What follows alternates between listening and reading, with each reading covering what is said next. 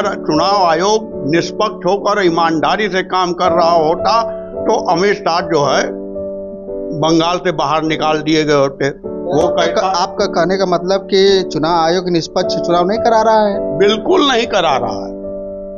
जब अमित शाह कह रहा है कि उल्टा करके टांग के मारूंगा, उनको ये डर है, उनको ये धमकी दी गई है कि अगर तुम अपने आप को भारत का नागरिक बनना है तो वहां जा करके भाजपा को वोट करो।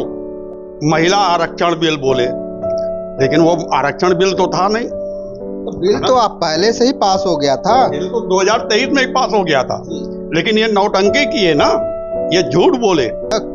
अरे कुछ नहीं हो पाया इनके यहाँ पे, केवल हुआ ये देश बिका है। देश बिका है? यस। देश के जो नवरत्न कंपनियां थी भारत की, जिसको कांग्रेस ने एस्टेब्लिश किया था, वो सब प्राइवेट हाथों में चली गई। नमस्कार, आप देख रहे हैं काशी उजाला न्यूज। इस वक्त भाजपा के सांसद माननीय रवि किशन जी का एक बयान आया है कि प्रधानमंत्री नरेंद्र मोदी जी का जो चरणों का पानी पिएगा वह सीधे स्वर्ग जाएगा। इसी बात को लेकर के कांग्रेस पार्टी के जिला उपाध्यक्ष माननीय राकेश चंद्र शर्मा जी हैं, उन्हीं से हम जानते हैं। बहुत बहुत स्वागत है सर। बहुत बहुत धन्यवाद भैया। सर, रवि किशन जी का एक बयान आया है कि प्रधानमंत्री नरेंद्र मोदी जी के चरणों का जो जल पिएगा वह सीधे स्वर्ग जाएगा, लगता है सर? देखिए, रवि किशन जी ने मोदी जी के चरणों का पानी पिया तो वो सांसद हो गए, लेकिन मोदी की औकात और रवि किशन जी की औकात संभवतः उनको बोध ना हो, लेकिन मैं बता देना चाहता हूं कि ये वही प्रधानमंत्री जी हैं जब ईरान में जो 165 बच्चियां मारी जाती हैं, कोई शोक संवेदना नहीं। जब अमेरिका का टारपीडो हिंद महासागर में घुस करके ईरान के जो शिप को उड़ा देता है और 150 सैनिक मारे गए, उसमें कोई संवेदना नहीं, कोई खेद नहीं। ना ही इनके शासनकाल में हमारा जो है खुफिया तंत्र काम कर पा रहा है, ना ही सेना काम कर पा रही है, ना ही पुलिस प्रशासन काम कर पा रही है। देश की जनता को इन्होंने भ्रम में डाल रखा है। अभी ट्रंप ने भारत को नरक का द्वार कह दिया, उस पर भी कोई बयान नहीं। पहले तो बोलता रहा तेंदुलकर की मैंने रुकवाया, मैंने वो साला 70 बार बोल गया, मगर इनके मुंह से कुछ नहीं निकला। ईरान में जा करके फादरलैंड और मदरलैंड की बात करे आए, मगर सोचने वाली बात है कि भारत जा कहां रहा है। आज ब्रिक्स के सम्मेलन हुआ, ब्रिक्स में एक भी आदमी आपके साथ खड़ा नहीं हुआ। क्यों नहीं खड़ा हुआ? आपकी नीति, आप विदेश नीति में एकदम फेल्योर हो। आपके पास कुछ कहने को है ही नहीं। आपका माई बाप जो है इजराइल और अमेरिका बन गया है और सब उसके विरोध में हैं, तो आपके साथ कहां से आएंगे? जो आपके माई बाप के साथ नहीं हैं तो बच्चे के साथ कहां से आएंगे? तो हमारा कहना क्या है कि जो आप तो सांसद हो गए चरणों का पानी पी करके, लेकिन निश्चित तौर पर देश कहां जा रहा है इसके बारे में जनता को सोचना पड़ेगा। ये हमेशा ऐसी बातें करेंगे अध्यात्म से जुड़ी जो कि दिल को छू जाए, आम आदमी के दिल को छू जाए, मगर आम आदमी को भी सतर्क रहना होगा कि ये किस प्रकार के कालनेमी देश पे जो है राज कर रहे हैं और कैसे ये वोट पा रहे हैं, ये भी एक सोचने का विषय है। लेकिन पश्चिम बंगाल चुनाव का घोषणा हुआ और वहां पे प्रयास लगाया जा रहा था कि ममता बनर्जी फिर दोबारा मुख्यमंत्री बनेंगी, लेकिन भाजपा के एंट्री के बाद हवा निकल गई है ममता बनर्जी की। ऐसी बात नहीं है मान्यवर, आप ध्यान दें, सारे तंत्र इनके पास जो इनके अंडर में है, चुनाव आयोग से लेकर के, चुनाव आयोग ने पहले ही जो है 38 से जो है आईपीएस को और 18 आईएएस को पहले ही उसने ट्रांसफर करके जो है अपने लोगों को बुला लिया। जहां जहां भाजपा शासित राज्य है वहां से बुला लिया। एसआईआर में आपने देख ही लिया कि कितने नाम कट गए, कितने क्या हो गए। उसके बाद जो है धमकियां दे रहे हो।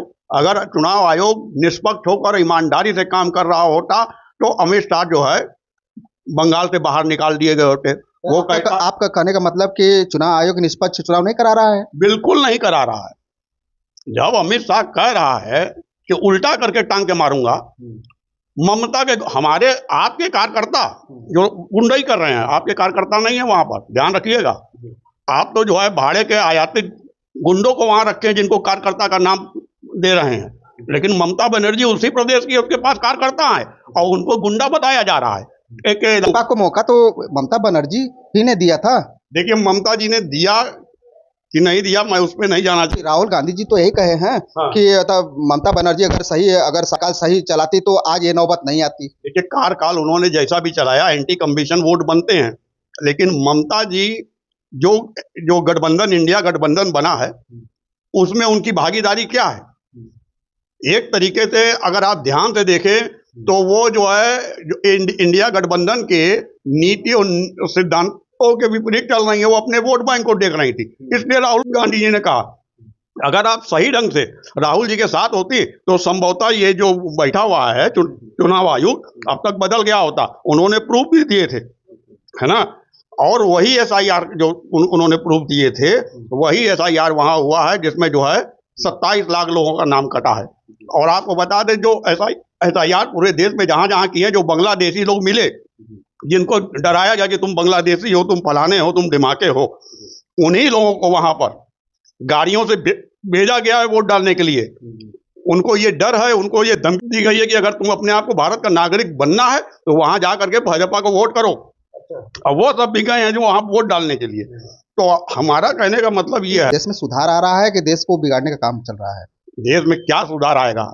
ये तो बंटवारे की स्थिति में, झूठ तो इनके जवान पर हमेशा बना रहता है। देखिए जो बिल लेके आए, महिला आरक्षण बिल बोले, लेकिन वो आरक्षण बिल तो था नहीं। तो बिल तो आप पहले से ही पास हो गया था। बिल तो 2023 में ही पास हो गया था, लेकिन ये नौटंकी की है ना, ये झूठ बोले। ये नौटंकी का राज क्या है? नौटंकी का राज ये है कि ये जो सीटें बढ़ाना था इनको और क्षेत्रफल जो राज्यों के बांटना था इनको, जहां इनके वोटर है उनको कैसे जो गोलिया कर एक क्षेत्र में कर, एक उसमें कर लें, इन सब कारणों से इन्होंने जो परिसीमन का जो है झगड़ा छेड़ा और 50% हर विधानसभा का सीट बढ़ाने की बात किया महिलाओं के लिए। अरे वही तो प्रियंका जी बोली कि आज जो है 543 सीटें हैं, इसी में से आप दे दो 33% आरक्षण, लेकिन वो नहीं दिए। उन्होंने कहा कि जब जनगणना हो जाएगी, जाति जनगणना 26 में, तब हम देंगे, तब हम करेंगे। तो जाति जनगणना भी तो नहीं हो पाया अभी तक। अरे कुछ नहीं हो पाया इनके यहाँ पे, केवल हुआ ये देश बिका है। देश बिका है? यस, देश के जो नवरत्न कंपनियां थी भारत की, जिसको कांग्रेस ने एस्टेब्लिश किया था, वो सब प्राइवेट हाथों में चली गई। और आज केवल जो है इनके जो इष्ट मित्र हैं, दो तो सबसे जग जाहिर है, अंबानी और अडानी, है ना। हाँ, इष्ट मित्र हैं, उन्हीं को जो है लाभ देने के लिए बैंकों से उनके कर्जे माफ कराए गए, इनकम टैक्स में उनको जो छूट दी गई आम आदमी की अपेक्षा। ये सब क्यों हो रहा है? क्योंकि प्रिय लोग, उसमें उनका पैसा सीधे सीधे हमारे देश के प्रधानमंत्री का ही पैसा है। TMC के किसी भी पार्टी के पास जब पैसा होगा तब ना बांटेगा। एक वोट के लिए 5,000 रुपया दिया जा रहा है। देश का सारा जो है संसाधन से लेकर के, पैसे से लेकर के, रिजर्व बैंक तक को इन्होंने अपने कब्जे में ले रखा है। तो पैसा तो सब इनके पास है। मूंगफली बेचने वाले से कहिए कि आदमी को खरीद लो, खरीद पाएगा नहीं, लेकिन आज चाय बेचने वाला एक एक व्यक्ति को खरीद रहा है, क्योंकि जनता ने उस पर विश्वास किया और उसको गद्दी पर बैठाया, और गद्दी पे बैठते ही उसने देश का जो है जिस ढंग से दोहन किया, देश का बेड़ा गर्क किया, किन लोगों से हाथ मिलाया कि एप्स्टीन फाइल तक में इनके लोगों का नाम आ गया। मही चोर और मही पुलिस, ये चोर चोर मौसेरे भाई विदेश में ले जाके कहा जा सकता है, जो इनके गठबंधन में है, कि किसी कारण से आप देख ही रहे हैं। जैसे हेमंत विश्व शर्मा है, उस पर आरोप लगाते थे घोटाले का, और आज उन्हीं का मुख्यमंत्री बन गया था। उसी पर अजीत पवार महाराष्ट्र के अंदर 70,000 करोड़ का जो घोटाले का उस पर उंगली उठाते थे, और जब इनके साथ गया तो ये वो डिप्टी CM बन गया। तो कहने का मतलब ये है, ये जितने भी ये चोर चोर मौसेरे भाई बना लिए हैं अपनी ताकत, अपनी एकजुटता को दिखाने के लिए, जितने भी क्रिमिनल हैं, बलात्कारी हैं, भ्रष्टाचारी हैं, सब इनकी पार्टी में जाकर के धुल गए हैं। और सब जो है इनको चुनाव से लेकर के सब जगह, गुंडागर्दी से लेकर सब जगह पर। प्रधानमंत्री नरेंद्र मोदी जी का आगमन हुआ, और नारी बंधन और नारी सशक्तिकरण को लेकर के उन्होंने बहुत बड़ा भाषण भी दिया। लगता है कि नारी बंधन और नारी सशक्तिकरण करने के लिए प्रधानमंत्री नरेंद्र मोदी जी का जो आगाज हुआ है, उससे महिला सुरक्षित हैं दिखाई दे रहा है। लगातार महिलाओं के साथ उत्पीड़न, बलात्कार की हिंसा की बातें सामने आ रही हैं। क्या कहना चाहेंगे? चोर के सामने अगर तिजोरी खुली हुई छोड़ देंगे ना, वो बिना चोरी के बाज नहीं आए, उसको साफ कर देगा तिजोरी। मौका मिलना चाहिए। नारी वंदना की बात करते हैं, अंकिता भंडारी कौन थी? क्या वो नारी नहीं थी? जो पहलवानों को जब के सीने पे जो है जूता चढ़ाया गया, उनका आरोप था ब्रिजभूषण शरण सिंह पर, क्या वो महिलाएं नहीं थी? मणिपुर में जो है नंगा घुमाया जा रहा है, क्या वो महिलाएं नहीं थी? और आप वंदना की बात करते हो? BHU वाला भी कांड देख लीजिए, तमाम कांड हैं। और अभी एक इनका जो भाजपा का जिला अध्यक्ष किसी महिला को उपाध्यक्ष बनाने के लिए कह रहा था कि हम बिस्तर हो जाओ, वो भी वीडियो चला। तो इनका तो ऊपर से लेके नीचे तक चले आएंगे तो इनके नस नस, जो कहते हैं ना कि हमारे नस नस में सिंदूर दौड़ रहा है, सिंदूर नहीं, इनके नस नस में जो है हवस दौड़ रहा है, वासना दौड़ रही है, तब ये इस ढंग का कुकृत्य कर रहे हैं। क्यों नहीं समझ पा रही है कि भाजपा जब ऐसे विचार की है? तो देखिए, जब पेट से कमजोर होता है आदमी ना, नहीं बोल पाता है, तो वो चंद सिक्कों के लिए बिक जाता है। आखिर देश कैसे चलेगा? नहीं, देश तो चल ही रहा है, लेकिन हम, अगर यही हालात अगर और बढ़ा तो क्या होगा? मैं उसमें ही बताने जा रहा हूँ कि देश तो चल रहा है। अभी लोगों को समझ, जैसे अभी कई पत्रिकाओं ने कहा कि तेल का दाम बढ़ेगा, तो ये कह रहे हैं फर्जी है। कोई फोटो दिखा दो तो कहेंगे ये AI जनरेटेड है। अब इनके पास ये सब चीज तरीके हैं, हम पैदा करते हैं। काशी विश्वनाथ मंदिर में गए, जो शंकर भगवान जो यहाँ के महादेव हैं, उनके त्रिशूल और डमरू को हाथ में देश का प्रधानमंत्री हाथ में ले ले, सर्वनाश तो देश का हो ही चुका है। अब किसी न किसी प्रकार से ये अपने आप को जो है देश की जनता के बीच में, आज वर्ल्ड में पूरे थूतू हो रही है। आप पढ़िए, जितने जो बाहर के न्यूज़पेपर दवायर वगैरह जब पढ़िएगा तो आपको समझ में आ जाएगा कि क्या इनके बारे में कहा जा रहा है। आज जो है, जो इन्होंने किया है इजराइल से और अमेरिका से, अमेरिका कहता है कि मैं 50% टैरिफ लगा दूंगा, आप जी हजूरी करते हो। इजराइल कहता है कि भारत तो मेरा हो गया है, आपके मुंह से कुछ बोली नहीं निकली, उसको बाप बना लिए। तो कहीं ना कहीं हम गुलाम हो चुके हैं। ये समय के साथ साथ जो है अभी समझ नहीं आ रहा है। अभी तो लोग ईरान के युद्ध में फंसे हुए हैं, जरा खाने दीजिए, उस दिन भारत को समझ में आ जाएगा कि हम कहाँ हैं। तो लेकिन जनता को समझ में आ रहा है ये बात को? देखिए, जनता के साथ ये जनता तो समझ रही है, और ना जनता इनको वोट भी नहीं दे रही। उत्तर प्रदेश का तो क्या इसमें बदलाव चाहती है? वही कह रहा है कि जनता इनको वोट नहीं दे रही है, लेकिन ये जीत रहे हैं। कैसे जीत रहे हैं ये आप भी जान रहे हैं, हम भी जान रहे हैं। खुद आपने वोट नहीं दिया होगा इनको, जब आप कर रहे हैं।